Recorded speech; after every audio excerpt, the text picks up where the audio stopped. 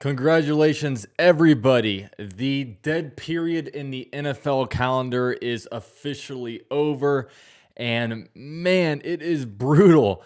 Every single year, I forget how rough it is. The end of June and beginning of July, just how rough it is with like no NFL news.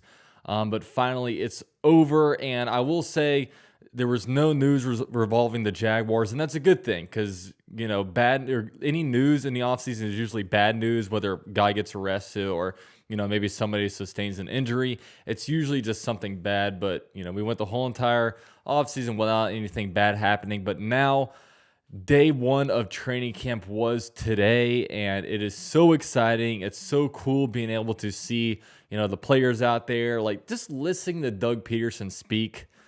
Oh man, it's just so much better than last year. I mean, last year we were like scared. We felt like as Jaguar fans we were being driven by a drunk driver with Urban Meyer. But now Doug Peterson gives us a sense of calmness, a sense of understanding what is going on, and it's just a great feeling. So the Jaguars start training camp today, and it's a little bit different this year as the Jaguars practice facility is being built. It is not built yet, so they have to do training camp over at Episcopal High School, which is about 10 minutes away from the stadium. And it kind of stinks because it's not open to the public. And, usually every year I would make it out to one, maybe two practices, and it almost felt like it was just like annual tradition for me. It was cool going out there to Jacksonville, being next to the stadium, seeing some of these guys in Jaguars uniforms for the first time. It's just, even just the heat is awesome. It just feels like football out, and you hear the whistles, and, you got the music playing. It's just a blast. It really is just a blast. But that's not happening this year. It's at Episcopal, so we're going to have to wait till next year for that. Now, we'll start off with the injuries. There's good news and bad news. We're a good news channel, so I start out with the good news, and that's that nobody is on the PUP list, the physically unable to perform list. And, we had some suspicions. Maybe James Robinson, Travis Etienne, Jamal Agnew might be on this list, but nobody. So that is very, very good. But the bad news is that Devin Lloyd just yesterday tweaked his hamstring a little bit. Doug Peterson said, quote, he will miss a little time. So there's no timetable on that. That's not good. That's not good. I think he probably, and this is just me thinking, I don't have any sources or anything, but I think he probably misses at least 3 weeks. I mean, if he's got a hamstring tweak and there's no timetable on a return, apparently he had a slight limp there today. Just wait till it gets fully healed and bring him back out. But it's unfortunate, especially as a rookie, especially as a guy that I projected he would be the green dot guy, the guy with the green dot on the helmet at some point in the season. But this is kind of taking a little bit of a step back when it comes to his rookie development, especially with the new defense, a pretty complicated defense, which is just kind of unfortunate. But hey, Jaguars drafted Chad Muma in the 3rd round, so it'll just give him more of an opportunity.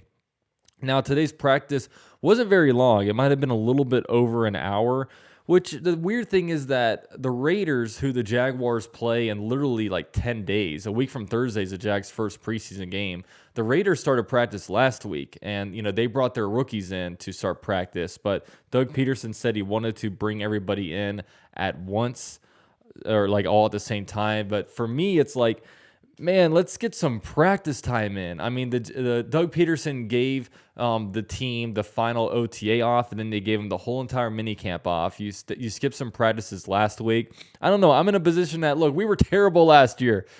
Bring the rookies out there, practice a little bit. I don't know. I would have probably practiced them, especially since the Raiders get a little bit of a head start. But hey, I'm not a head coach. I don't know anything like that. So I'll just trust Doug Peterson with the process. But I just thought that was interesting. But it was no pads today. I think the pads will probably come on this weekend, like Saturday or Sunday. So that's really, right now it's kind of they're calling it an acclimation period. It's just a time where these guys get out there, they get a feel for everything. They get, kind of more in football shape, getting used to the Florida heat, which most of us know is pretty brutal. So all that's going on.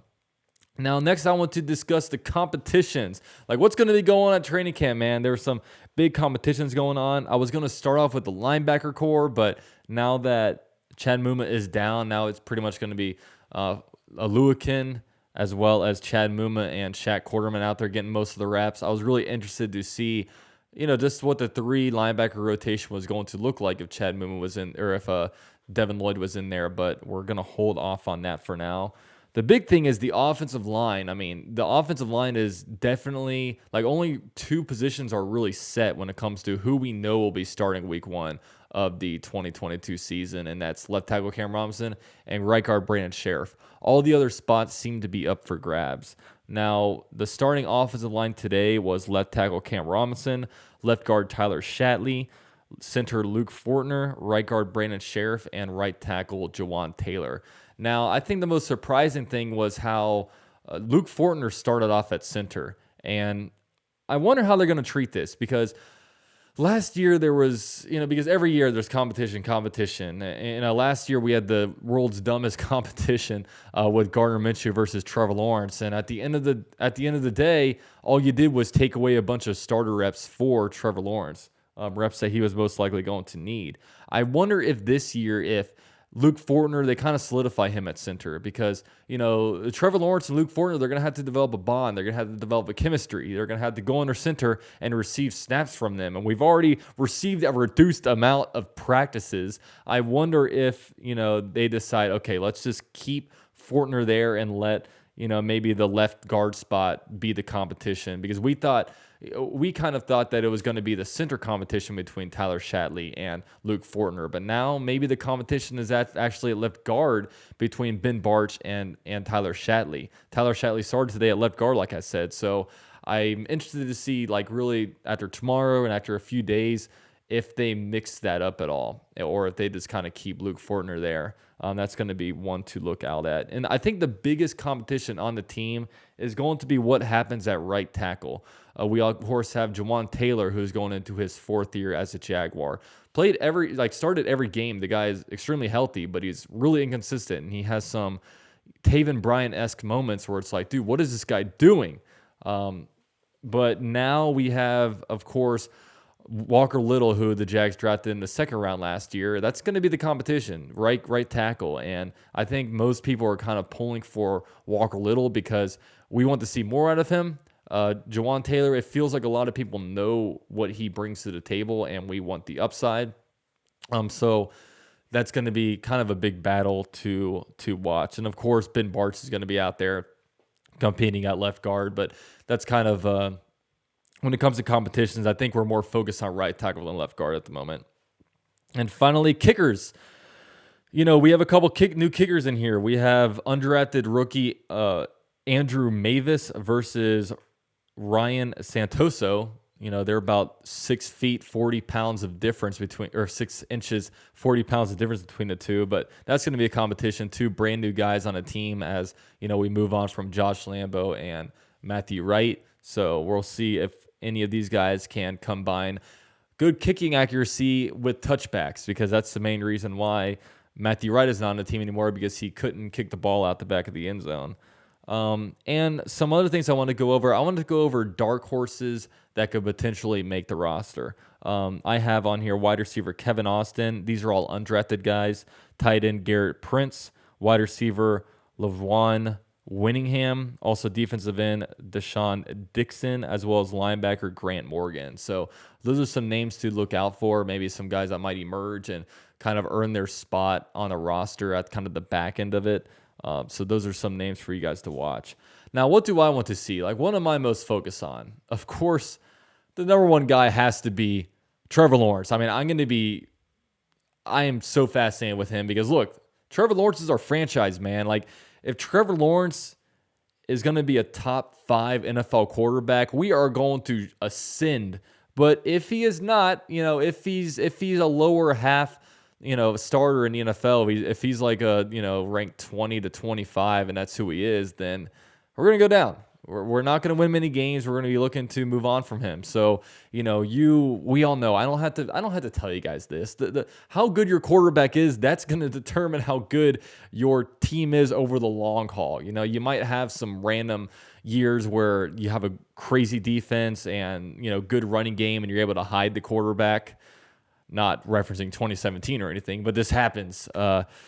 You need that quarterback, and I'm fascinated to see how Trevor Lawrence progresses. Another thing, I want to see what receiver options emerge, whether it be wide receivers like Christian Kirk, maybe Laviska Shenault comes back and plays well. How does Agnew do, his second year of kind of going toward like a full-time receiver? Also, like tight end options like Dan Arnold or new guy Evan Ingram.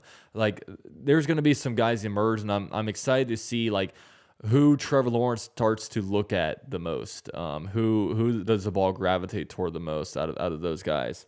Another thing is Travis Etienne. Man, like I am more excited about Travis Etienne this year than I was this time last year. I think last year it was like, oh, we drafted the running back first round. Like everybody's talking how stupid it was. But look, we did it. And now, like, go and look at some of what Travis Etienne did at Clemson and also look at some of those videos that he's coming out with. You cannot watch those videos and tell me that we don't need a guy like that. He is going to be so fun. He looks so electric. And, a lot of people are hating on me because, I do think that, James Robinson is a great player, but I think it's going to be hard to not like give Travis Etienne the ball. You want to give the ball to home run caliber players, and this guy can take the top off of defense. He's out there running like wheel routes, and I'm so excited for Travis Etienne. And he also has a cool name, Etienne. Love it. The Clemson connection, just so excited. And also I wanted to mention just Doug Peterson. I'm so excited to see what kind of, impact he puts on this team. I like whenever I hear him in press conferences, I feel like I'm just learning more about football from him. He just brings such a calming presence to the team.